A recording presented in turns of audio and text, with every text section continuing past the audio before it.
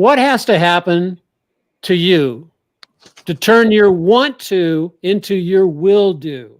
Many traders leave the battlefield before the battle even starts because they only want to be. Today's guest has been there and he stayed on the battlefield at the risk of death, bloodied and bruised, yet he won. Today, he is going to help us blow up the market myth of the market truly is driven by fear and greed, or is it a deeper, more sinister force at play? I want to welcome our guest today, Jerremy Alexander Newsome. Hey, with a name like that, Jerremy Alexander Newsome, you were endowed from the beginning for greatness, my friend. Thank you. You know what's funny, Dennis? The reason I say my full name a lot is because I was always in trouble as a kid, and you know how our moms were, right? Always yelling the whole name across the yard. So. Oh gosh, yeah. And so I know that very well. Yeah, because mine is well, I won't tell you about what it is, but no, mine is Dennis Wayne Wilborn. And when Mom threw in the middle name, oh my goodness gracious! And Michael, how about you? Did your mom do that to you? No, that didn't really happen to me. I just had my name mispronounced over the loudspeaker. Michael Lamothe, come to the principal's office, things like that. But that's what I got to deal with. Love it. That's exactly. But anyway, folks, I'm Dennis Wilborn, the AutoPilot trader, Mike Lamothe from Mara Wealth, and Jerremy Alexander from the I wrote it down. Here it is. Real life trading, right? Yes, sir. I got it. Great author. I am of a book. I love the title of this book, Jerremy. Money Grows on Trees. Thanks. So, choosing a title like that kind of tells me that you're into blowing up market myths, things that false beliefs about the market. Yeah. Yes, sir. And and so you're a husband, you're a father of 3 boys, ultra endurance. What is an ultra endurance athlete? Weirdos, man. That's what they are. They're people that go very long distances for very long periods of time. How does that compare to like an ultra marathoner? I had some friends who were ultra marathoners. They'd run. One young lady, she was rated amongst the highest in the U.S., and she'd run for like 100 miles, exactly, if not longer. Yep, yeah, exactly. That's exactly what it is. Yep, that's crazy. That is crazy. Yeah. And like they were gonna fall off after one marathon. I don't know how you're doing all that. So yeah, Mike's a marathoner also, and I'm just the ancient trader. I'm 72 years old, but I'm doing sprints to stay in shape. Beautiful. And because it cracks me up. I'll run by some of my neighbors, and they're a little bit portly, a little bit overweight, a little bit out of shape. And they'll go, well, when we get as old as you, I want to be just like you. And I go, man, you're not going to make it to be as old as me. Anyway. So in your spare time, you enjoy things like rock climbing, practicing Brazilian jiu-jitsu, poker, rock climbing, running long distance. But one of the things that before we jump into the topic of the day, I need some explanations. One is I know you and your lovely bride are marriage mentors. And the first story and the question I'm going to throw out there, again, I'm going totally off the script here. The first question I'm going to throw out there is, why do you think that strong marriages and strong spiritual, physical, mental aspect, how do you mix it with trading? I mean, how does that dovetail together? Yeah, man. I mean, Dennis, my thought is we got to be doing this for something. Like what are we doing? Why are we working this hard? Why are we spending this much time and energy and effort to really be a business owner, to be an entrepreneur, to be a self-starter, to be your own boss? That's what you do as a trader. Why are we putting in these 40, 80, 90, 120 hour weeks. It's got to be for something. And ultimately, my thought is you have to study money because it's the money markets. That's what you're interacting with. And then as you start interacting with money, once you have money, you got to start using it for something. Otherwise, it's a discorrelation of energy. And when you start using it for something, I thought, what better thing to use it for than to strengthen relationships? Because I feel like that's the truest currency of wealth is your relationships with others. And I know you've been married, Dennis, for many decades. And I think you can attest to that. That many. Wow. Beautiful, beautiful. So being able to just know in your heart that you committed to something with such integrity makes you just a better person. And if you become a better person, you become a better trader. Yeah. And so, and Mike, jump in with it. I agree with that too. The trading's transformed my life as well, and the better of a person that I become, the better of a trader I feel like I've become too. So completely 100% agree. And there's loads of analogies that we could pull from running and from exercise and from all that kind of stuff too. Yeah, everything's related to everything. Wholeheartedly agree with you. Yeah. All I know, my wife, Michelle, we've been married for a little bit over 50 years now. And, I won't say she's my soulmate, but she is my absolute best bud. And I mean that in total respect for her. She is and I view my responsibility to her to be her champion. And that's what I strive to be. I want her to know, I think I heard this from you and your wife this past week, Jeremy. I think you said you need to let your wife know, guys, that you've got her back. Did you say that? Yep. You did say that. Yes. Amazing. So anyway, now that we've been there, we'll probably come back and revisit that. But many people do believe that the market is primarily controlled by fear and greed. But in your experiences, how much do these emotions actually influence the market behavior compared to, what are some of the other factors? Fear definitely has to be a component. But the one that stands out to me is the greed, right? Because Dennis, you're not greedy. Michael, you're not greedy. And I'm not greedy. But we're in the markets every day. So I think people love to throw around that word. But the challenge is that many participants in the market that I interact with, they're not greedy. They're just extremely optimistic. They're financially zealous, right? They're monetarily hopeful. They want to create more income so that they can donate it to their church, give it to their community, give it to their friends in need, give it to charities, nonprofits, organizations, tithe, whatever. But if you give your money away, Dennis, that's the exact opposite of greed. That's the antithesis of greed. You can't be greedy and give. Right on. And that's what most of the people that I interact with, that's what they want from the markets. Now, are there greedy people in the stock market? Of course. There's greedy people in the supermarket. Yeah. That's just human nature. That's definitely a component of our nature. But and my distinction is, if someone continues to say they're greedy or think that they are greedy if they make a certain amount of money, inherently, all humans know that greed is a bad quality. So therefore, they're going to want to shy away from greed. And again, if their subconscious has linked greed to making $40,000 a month trading the markets, right? Well, guess what they're not going to do? That. And their brain will make sure that they take all the bad trades and they stay out of all the good ones, because subconsciously you're afraid of true wealth. And therefore you won't really, really interact and engage with big money. You might be playing you might be dabbling with decimals, but I prefer to converse with commas. And in order to do that, right? In order to do that, you have to play the game at a different level. And when you're playing the game and these unique characteristics, you got to start challenging your definitions of the word greed. So, well, it's also challenging your definition of money, right?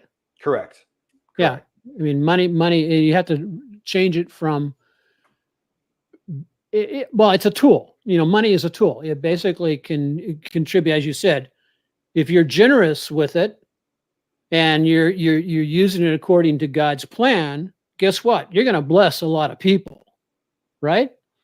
So, so for traders who are trying to, let me just make sure for traders trying to navigate the market without being swayed by fear or greed, what strategies or mindsets do you recommend for them to maintain both balance and a rational approach to the market? All right, cool. One question. Sure. You said you like deep questions. How are we doing so far? Oh, we're doing great, man. Okay. Doing great. Yeah, we're doing great. One of my first mentors, I'm sure you've had her on the show, and if not, let me know. I'll get you on. But her name is Anne-Marie Bain, and Anne-Marie taught me 12 years ago that the markets reward the specialist. And when she said the markets, I thought stock markets, but really it's all markets reward specialists. Like when you're a doctor, generally you have some level of specialty. Even if you are a general practitioner, right? You then know a lot of things, but you're not a football player and a general practitioner and an insurance salesperson. Right? Yeah. All markets reward a level of specialty. And my answer to you about what strategy is, any of them, they all work, just not all the time. And every single day in the market, you can make money. Sometimes it's just for someone else. Yeah. So it's true. True story. It's true, man. So like, you're not always going to win. That's all right. But no one does. Like what best athlete in the world lost games, lost championship games, right? You don't always win, but that means winning and losing are two different things. Failing and losing are two different things. So for the mindset of the market is you have to pick a lane, pick what you truly understand, make money with what you understand, and then find ways to complicate it, change it, and dabble with other things. For me, I started with buying stock. That's all I did. Then I learned about covered calls. That's all I did. Then I learned about buying call options and buying put options. I lost all of my money. I went back to only buying stock and doing covered calls, and I made back my money. And then eventually, like I didn't take a futures trade until 9 years of being in the markets. 9 years. I didn't do anything else other than understand if you buy 1,000 things that cost $5 and it goes up to $8 and you sell it, you make $3,000. Right. And I kept that math and those markets, and that's the only thing I participated with really up until about 2018. I love that. So what about, what do you think are the biggest myths people believe about, trading for a living? The biggest myths. I mean, one of them has to be how much time is required. Okay. Right. I don't have the time, Newsome. Like that in order to trade for a living, that's going to take 54 hours a week. I mean, it can. Okay. Right. It can. How long do you want it to take? Like it could take 2 hours. It could take 54 hours a year.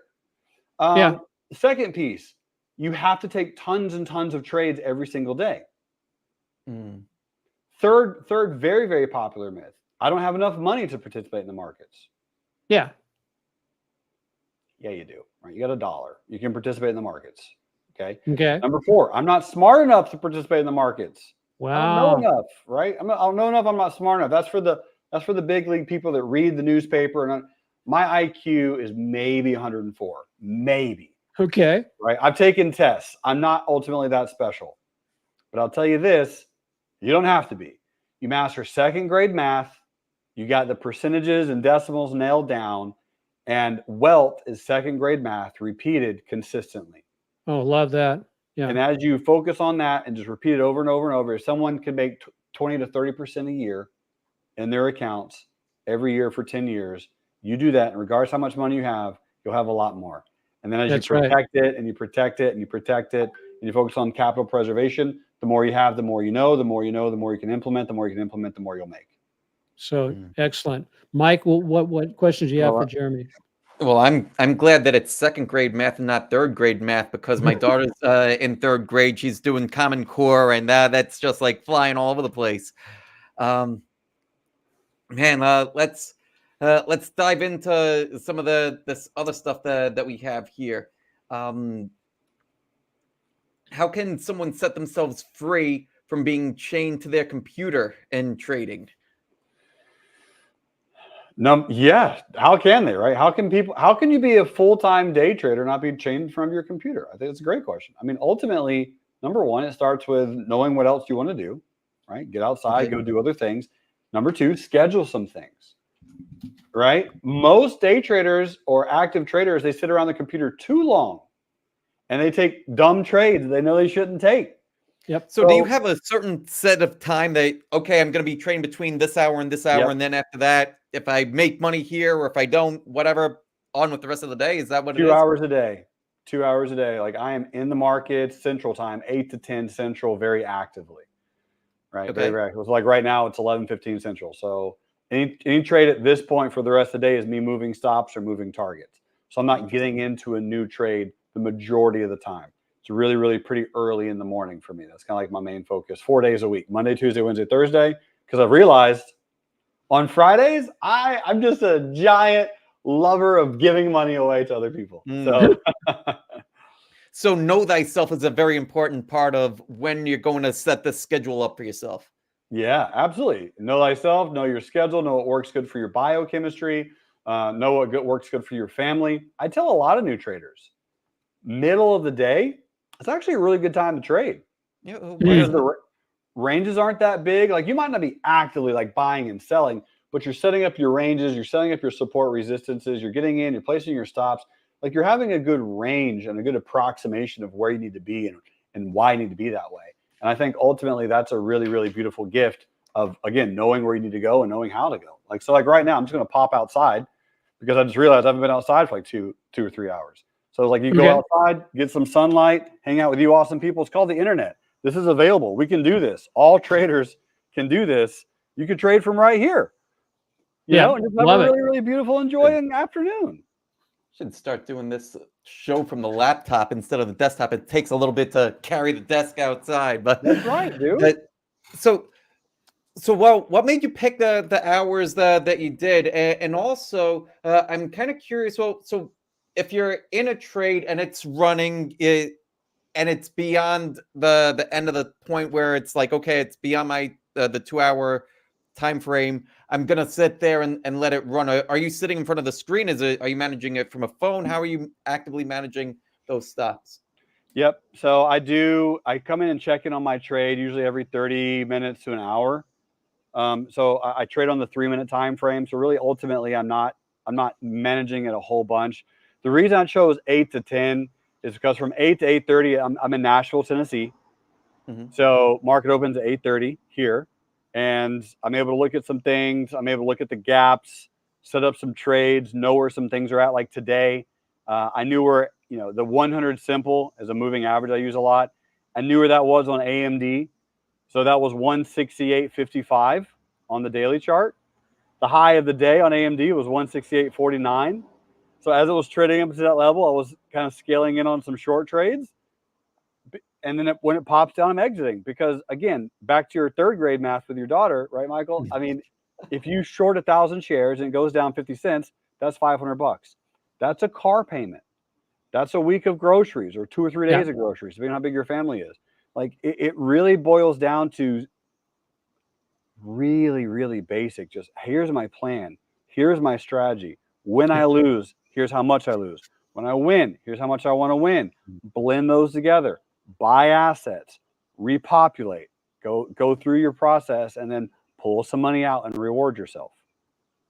So, yeah, Jeremy, one of the you did a short or a reel here recently, and you were talking about basically sharing that simplicity of viewing things, and you did something in it that was absolutely brilliant.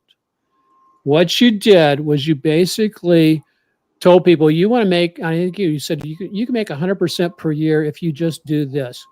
When and then you were talking about, I can't remember if it was the spiders or one of those, but you were using a moving average. I know what you were doing, but but you said, see this blue line? You just trade when the prices bounce off this blue line. And I went, oh man, that is one. The sophistication and the simplicity was brilliant. And Thanks, so man. my compliments to you. That's just, I went, whoa, Thank you. Yeah, you know what it is? It was the 100 simple. Yeah. That's it. It's my favorite moving average. And then my second favorite average is the 10 exponential. Okay. And I use the 100 simple on 3 major time frames: daily, weekly, monthly. Yeah. And when stocks are pulling into that level, I'm trading it. When it's way far away from that level, I'm not trading it. Yeah. Because I generally know what it's going to do around the 100. It's either going to bounce or it's going to fail. And I mean, a great example is Coinbase right now, right? Coinbase, the 100 simple, a week ago, Tuesday, May 14th, the low of Coinbase was 194.93. The 100 simple moving average at the time was 195. Right. So I bought some shares at 195. Right now, Coinbase is at 214. Yeah. That's $20 a share, right? Yeah. So if you buy 100 shares, 100 times 20, that's $2,000. That's a mortgage payment for like half of the country. Not in Hawaii, though. It's available.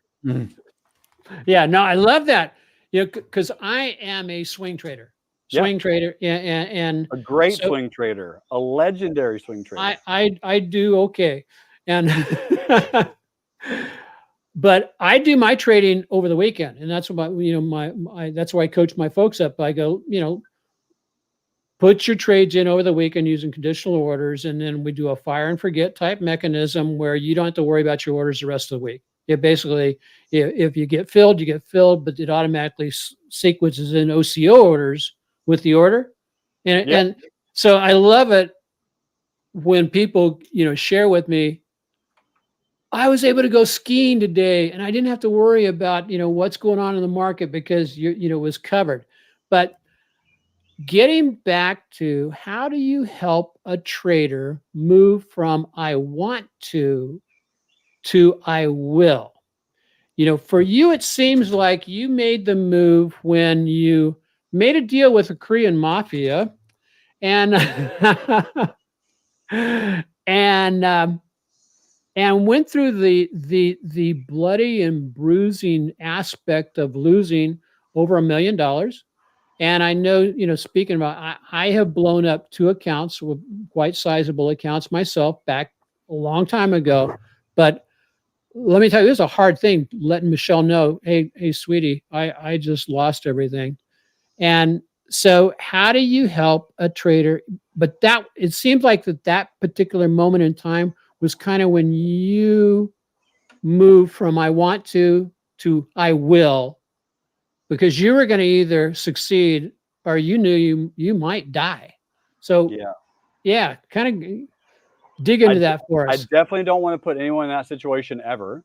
And the beautiful part is, Dennis, as you know, traders, we can practice.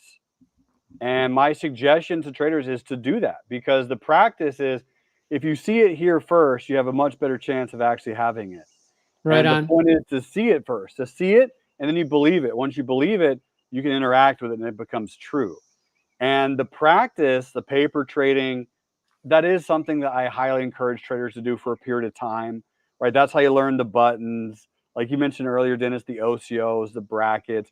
That's how you can start building certainty, because certainty is one of our number one human needs. Mm-hmm. And as humans get certainty and we feel more certainty and we know what works, you go from believing and then you go to trust and confidence. And as you have trust and confidence, at that stage, you're actually able to interact with the market and to create wealth, to create income. Yeah, right on. And I have seen very few things that will shift a person's confidence faster than doing this and making $800 in like 20 seconds. Like, it can be an amazing, just radical shift in their whole life. That's good. So in your coach, I know you guys through your company, you do coaching, and so you primarily teach people how to day trade, or I mean, do you really consider it day trading, or is it? Yeah, man, across- that's a great question. You know what's crazy is I love all time frames in the markets. Okay, Like yeah. investing, you have to invest to have wealth. Right So on. me and my wife, we absolutely have longer term investments. And then my biggest account is my swing trading account.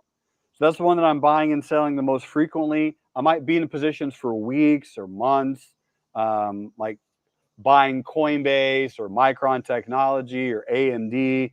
Like I can buy positions and be in 6 weeks, 6 months, 6 days, Sure. 6 Yeah. years if I have to. If I have to Right. wait that long to sell, I will, for something to be really beautiful and for it to play out. But my day trading account, which is my second largest account, that account I'm in cash every day. And so yes, I do. I help people understand, again, from a time component. Most people do have the time to day trade. Almost everyone has the time to swing trade. Right on. And it's really just knowing how to do it, playing with it, experimenting with it. Just like every professional football player, they didn't start in one position and stay that whole position their entire career. They moved around, they bulked up, they went to the gym, they had some extra protein. Right on. Yeah. Right? They went around and they started finding out what position fits with their size, their frame, their knowledge a little bit better. That's good. So, Mike, go ahead. I know you, Mike, you're biting at the bit to say So, I'm digesting because that was really good. I actually wanted to follow up a little bit more with the day trading aspect. So if you're day trading and you're swing trading and you also have that long-term capital that you're managing, how do you compartmentalize? I think that one of the things that I encounter from people is that they have difficulty compartmentalizing. Like, am I doing all this in one account? If I'm not doing this all in one account, how am I managing each one of these things? Because there's different sets of rules that or styles, and it can be. So, are you using different styles? Or are you using different accounts? Can you walk us through it a little bit? Yeah, totally, man. What's cool is, again, back to my average IQ of 100. I use a lot of tools to help me. Okay. So an example of a tool to help me is I do calendar reminders all the time. So if it's Monday, I pull up a chart. I'm like, wow, that chart looks really nice. Hey, hey Siri, set a reminder so that I can look at LYFT, ticker symbol lift, on Tuesday. Boom, reminder goes on my calendar, right? I have watch lists: Monday, Tuesday, Wednesday, Thursday, Friday, Saturday, Sunday. So every day I go and I look at that watch list. So if I look at something it's like, wow, that looks interesting, I'll move it over to the next watch list. I have a day trading watch list. I'm trying to see if I can. I was going to try to see me share my screen, but I guess it doesn't matter. I have a day trading watch list. I have a swing trading watch list. I have a long-term investing watch list.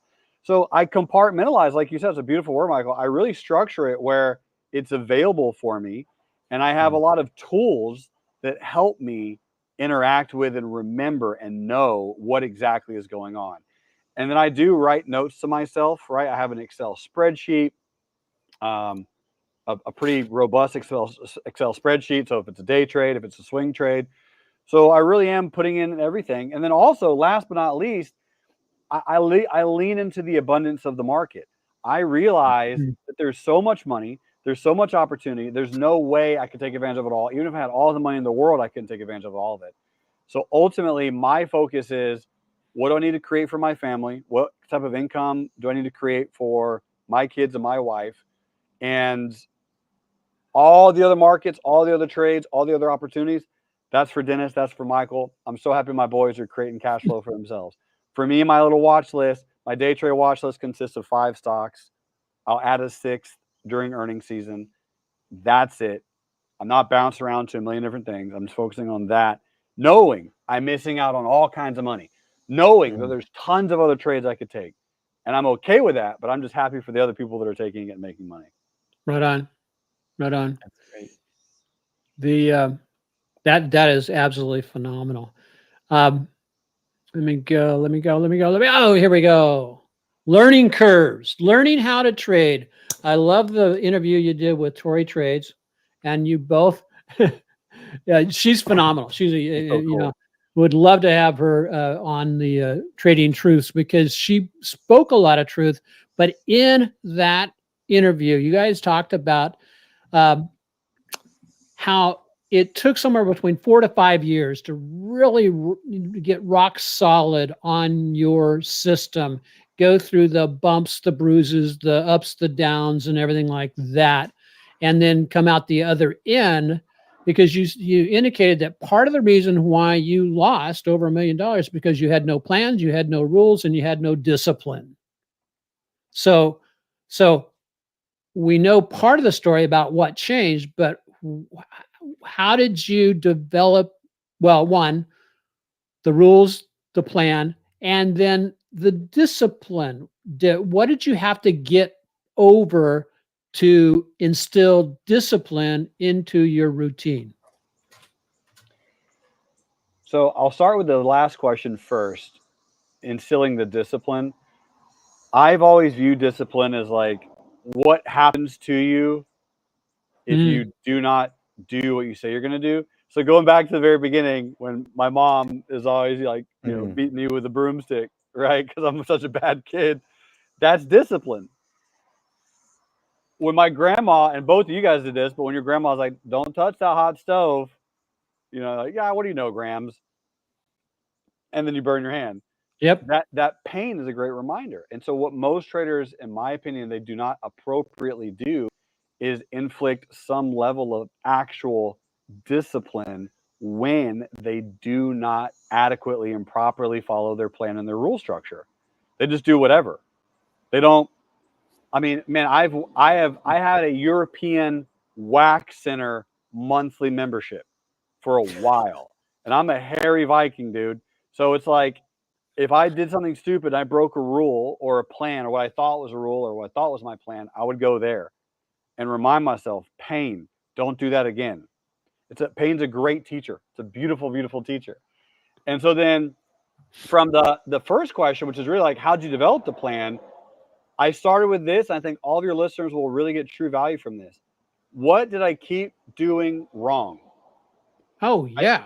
I focus on the wrong parts of me, and I started developing rules / guardrails around that. So for example, if anyone listening, if you struggle with alcohol, you probably shouldn't have all of your parties and get-togethers in a bar, right? If you struggle with food, probably should have tons of cookies in the house. Like, create some guardrails around you. Help yourself out a little bit. So I have always struggled with impulsiveness. Yep. Just doing everything instantly right now without thinking about it. Just saying yes to everything all the time immediately. So I created some really strict rules around myself. How long I needed to plan the trade. How long I had to wait before getting in. I really created some rules around all the things I felt like I was probably doing wrong. Here's a random one, Dennis. Caffeine. You might have noticed. I'm relatively high energy already. I don't need a lot of caffeine. So I don't ingest any caffeine if I'm going to trade that day, meaning coffee. I don't drink coffee until after I've traded. Okay. So I do my absolute best to follow these relatively basic concepts based on who I am as a human being. If I don't get enough sleep, if I'm in a bad mood, if my morning routine's a little bit thrown off because of school or kids or someone's sick or whatever, I just go, all right, today's not a great day to trade because I'm not there. I'm not fully present. I'm not fully in it. And that's absolutely okay. But most traders, you need to ask yourself, what are you doing wrong?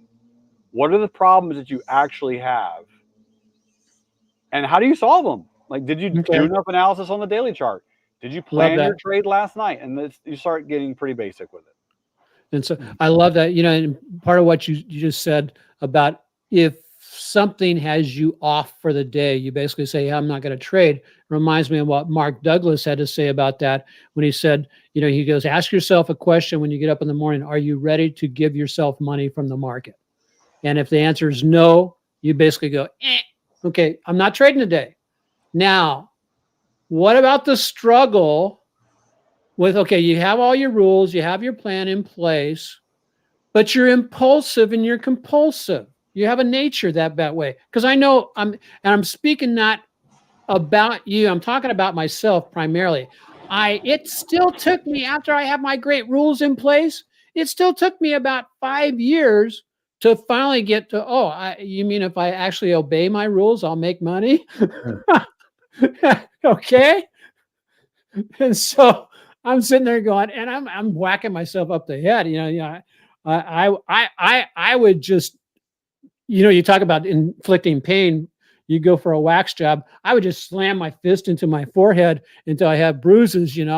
I'm revealing something now that a lot of people don't know about me. But yeah, I'm a very I can get emotional, but it reminds me, and hopefully this will resonate with both you guys if you want to weigh in, is I grew up, my mom and dad, they basically told me, Dennis, you can do anything you set your mind to. Okay, that's very positive, right? Mm-hmm. And then they added, but don't do too well because you don't want to become like those rich people. Now, that was some baggage that I carried into my trading that took me a long time to get over. And so, I had some serious, head stuff, to get through that. Have either of you guys suffered anything similar to that? I mean, my mom and dad didn't mean anything bad by it, but they were raised in rural Arkansas. Mom was the daughter of a sharecropper. They grew up in the Great Depression, dad and that kind of stuff. And they had this them versus us type of mindset. So I know what I had to do to get through my mindset issues, but what about you guys? Jeremy, Mike? Yeah. Oh, yeah, 100%, man. I mean, like Mike said at the very beginning, he became a better person. And so his trading became better, and his relationship with his wife became better, and his kids probably became better because he had to be. Yeah. In order to become a truly profitable trader, you're going to have to work on some level of yourself that you probably don't want to. But shoot, isn't that just all levels of success? Right? Like if you're a chef and you're an alcoholic and you need to become the best chef at your business, probably shouldn't be around a bunch of alcohol. So you build in and you instill borders and parameters and guardrails. You tell other people, you build a security net around yourself. You build a support team and you go work on yourself. Why am I addicted to alcohol? You start pouring into the body, the spirit of who you are as a human. And that can be done through meditation. That can be done through counseling. That can be done through therapy. There's all levels of, depth there. But my personal opinion is that's the fun part about the journey, right? The really beautiful part about the journey is learning who you are along the way and tweaking and always optimizing the ugly bits, loving them either way, right? Like I said, I'm impulsive, loving the fact I'm impulsive. There's been a lot of times that's been a very, very big benefit. There's been a lot of times it hasn't been a benefit, and it's okay. But I love that part about myself. I'm not angry. I don't hurt myself over it. But I can always tweak. I can always adjust. I can always optimize. Right on. Right on. Great. Mike, you got anything in that realm? The thing that I dealt with was my father telling me that you don't want to get involved in trading at all because trading is gambling, and the thing that there were a couple of takeaways that I had from that, and one of the takeaways is that people could tell us, especially a parent wants the best for their child. That doesn't necessarily mean that they are giving the best advice. They're giving the best advice from their perspective, and I feel that probably in general, there's a lot of very well-intentioned advice that people give. I actually remember hearing plenty of well-intentioned advice, even at the meetups, right? Like when people gather the IBD meetups. Dennis, I know that you're involved. Jeremy, I don't know if you've ever heard of these IBD meetups, but I belong to one in New York City for a very long time too. If people could give well-intentioned advice, but if it's worded improperly, it could be taken the wrong way. So the onus is on us as the recipient to navigate. Well, what am I going to do with what's being told to me? Well, one of the things that I had to come through with my father was, am I going to take this advice and trading is gambling because he got burned when I think it was he tried trading Disney. Yeah, this was the story. He bought shares of Disney. This is going back, I want to say, to the early 90s. He bought it and price started to move against him right away. He sold right away. He's like, never again. And so that was the advice that I got. But thankfully, I also got some different advice from an uncle who did very well and told me about this company that made these transistors that allowed your electronics to talk to each other without wires. And now Bluetooth is a thing, and he did very well. So yeah, I think that, well, we need to have a little of discernment. And so that I think that kind of, this is where things dovetail, right? With as we become better people, and when we start to have higher levels of discernment, and we could start to see, well, what's good advice, what isn't good advice, what's a good trade versus what's not such a good trade, right? Like the little nuances that allow us to execute like that versus, maybe we do execute like that, and now all of a sudden, we've lost a bunch.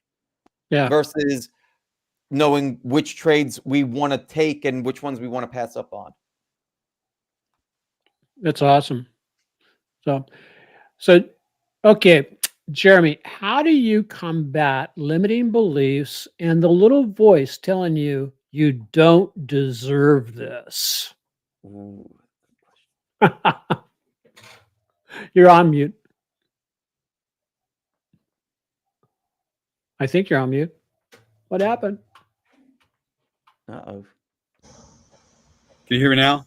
There Gotcha. you go. Yeah, I don't know what happened. My computer just switched microphones. I Yes. know what happened. You're So just like, I don't want to listen the to the deserving word's a big one, man. That's a huge one, Dennis, because that one challenges people. It challenges a lot of beliefs, a lot of back end perceptions, a lot of back end thoughts. Like, oh, do I actually deserve this? I don't know if I do deserve this. Oh, you got to dig into that one, right? You got to dig into that one. That one's going to end up coming out to a spiritual path.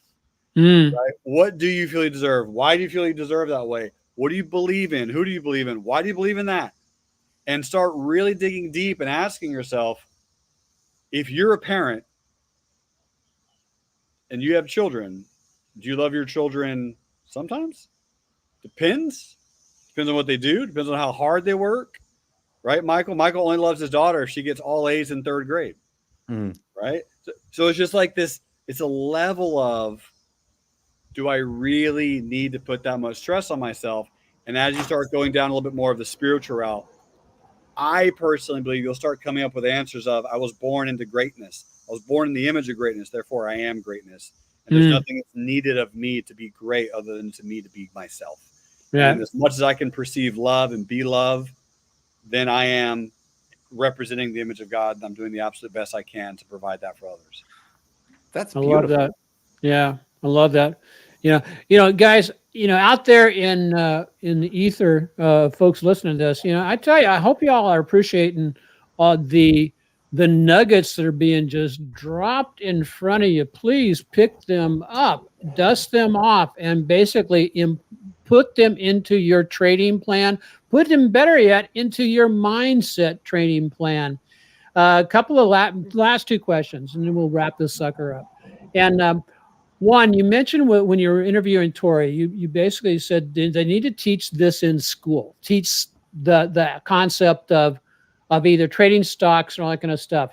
Well, one, have you had a chance to think a little bit more about that? But secondly, what hit me about that is the challenges of teaching a strategy, teaching about the stock market.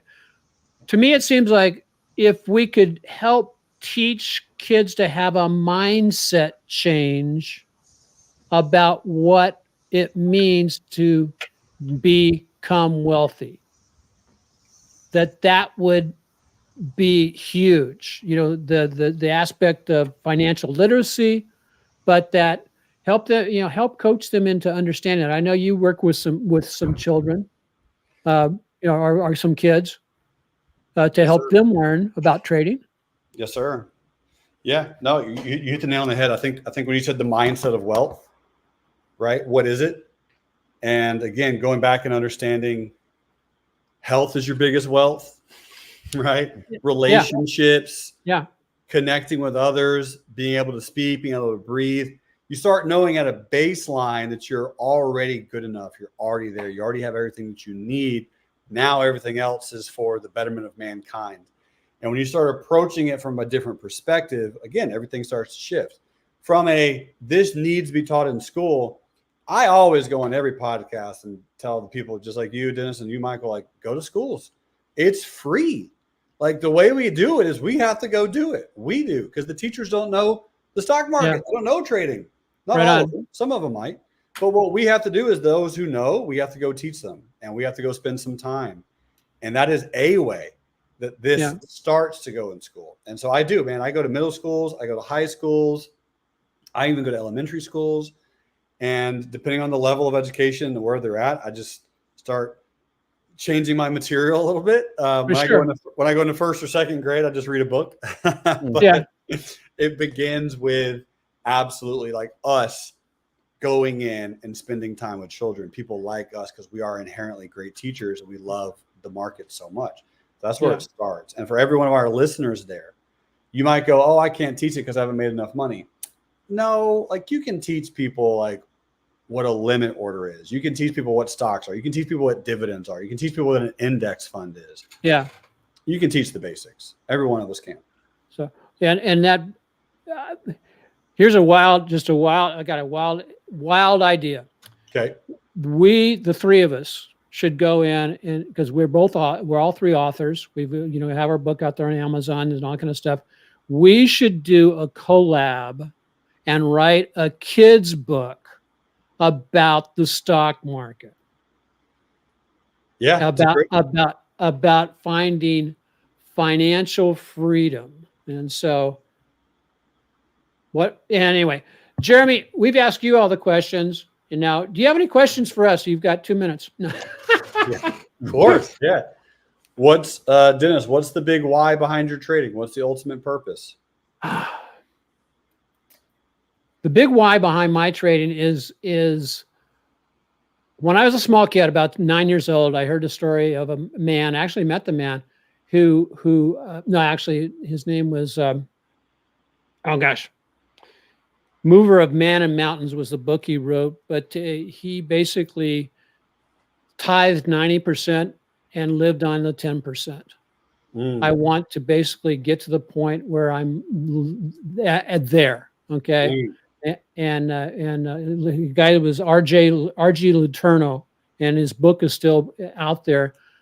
But that's one of the whys, but also legacy for my wife, legacy for my children, legacy for my grandchildren to the 7 generations. That's what I'm after. That's amazing, man. What about you, Mike? Yeah, no, the tithing 90%, that sounds fantastic. I'm going to write that one down for my list of future goals. But one of the things that really got me involved was part of my backstory is that I was homeless when I was 6. Parents split up. And one of the things that led to us being in that state was no knowledge of finance or any of that. So I wanted to build something where that's not a worry for my family, not a worry for other people, right? So once I started to gain a level of success with trading, I wanted to be able to give that to other people. So that way they would never have to be in a spot like what I was in way back when. Amazing. I love that. And Dennis, also about your previous question, I just texted you a link. I did write a kid's book, actually. Oh, you did? Okay. And however, I'm in to collab with you two, us three on another kid's book. There can be more than one, I've heard. So yeah.